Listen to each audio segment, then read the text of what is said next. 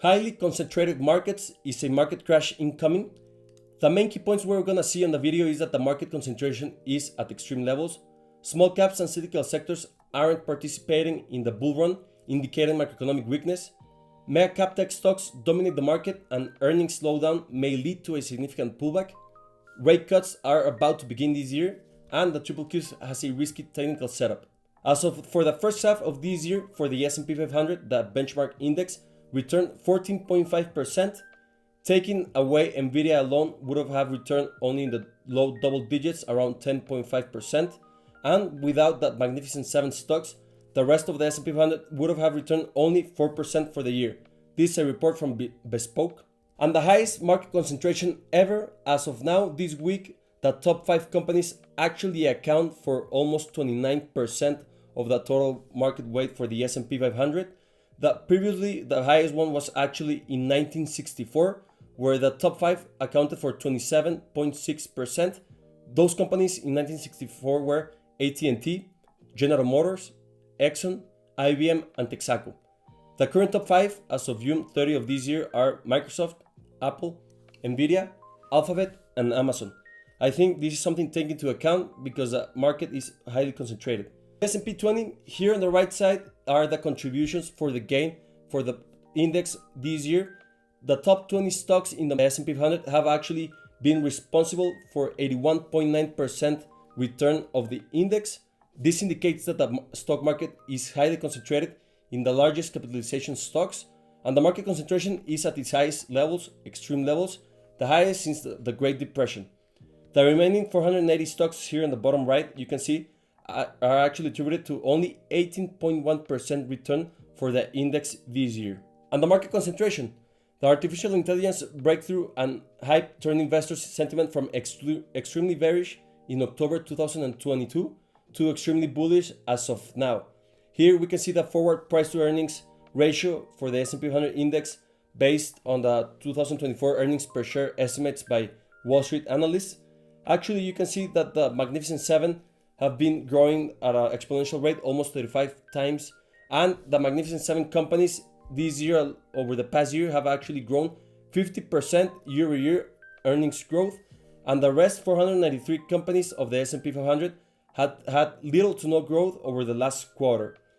Given to this point, which actually earnings will narrow. I don't blame investors going into the companies, into the Max 7, because you want to see earnings growth in them. I think one of the most important metrics for the market. But expected earnings growth for the low single digits to mid-teens for the Magnificent 7 have been already reflected in the price. Even if it's not fully priced in, there's not much upside left, I think, for these companies.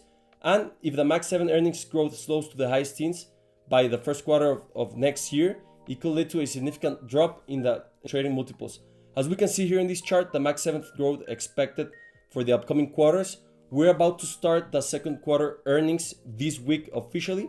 We see a narrowing from the Max 7 with the rest of the 493 companies up to the first quarter of 2025. Now you may see a shift from the Max 7, from the mega cap, to these other companies.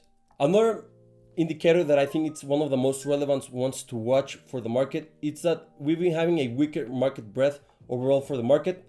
Only for the past month, only 17% of the companies of the S&P 500, which account to almost 85, outperformed the index in the last 30 days.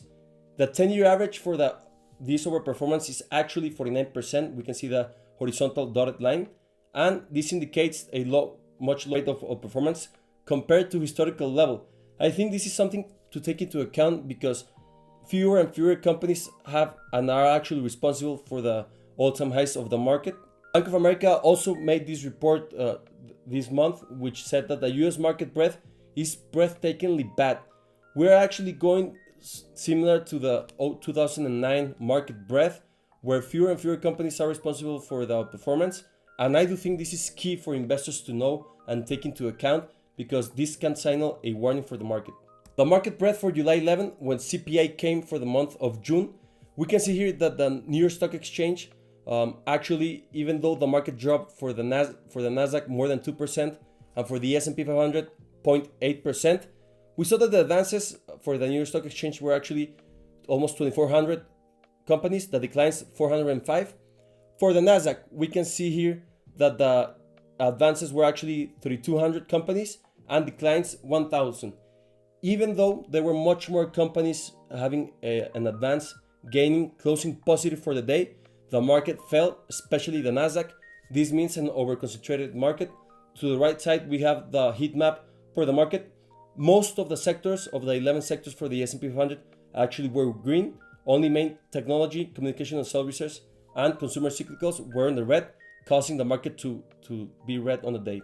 The upcoming rate cuts that we're going to get, another key point to take into account this year is that there's a 90% chance, according to the Fed Watch tool, that there's going to be a rate cut of 25 basis points in September 18 of this year.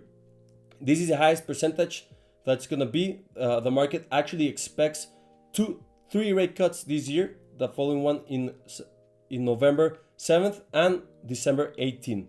An interesting report from BlackRock, actually from what happens when the market starts to pause rate hikes and also starts cutting. Well, the BlackRock actually analyzed the data from 6 months before the last rate hike, the period, and 6 months after the first rate cut since 1995. As of now, the Fed has actually stopped raising interest rates since July of last year. So we've been almost 1 year since the Fed has actually maintained the interest rates at 5.5%. Equities appreciated more during a pause periods, which we've seen over the past year, with an average return of 22%. This year, the S&P 500 is actually up 18%. So there's not much room to grow for the S&P 500, according to what we've seen historically with BlackRock's report, maybe 4% more. But I think it's interesting to see here that equities, after 6 months after the first rate cut, have actually performed around less than 15%, around 14%, which market will start or can start going downwards after we get the first rate cuts. We're gonna get more into rate cuts when we start getting another good report that I saw from Cantor Fitzgerald is that the S&P 500 this week reached one of its most overbought levels in history. The S&P 500 RSI, the relative strength index, one of the technical indicators that I use the most, hit 81 on Thursday morning, indicating it's overbought. An RSI, for you to know, above 70 suggests a pullback, below 30 signals a potential bounce. This is only the 12th time in 40 years that the RSI has actually been this high, above 81 points. And historically, the S&P 500, according to this report from Cantor Fitzgerald, drops 2.2% in the next 15 days and 1.3% in the next 20 days after such conditions. We saw this level in July 11th, the day that CPI came out.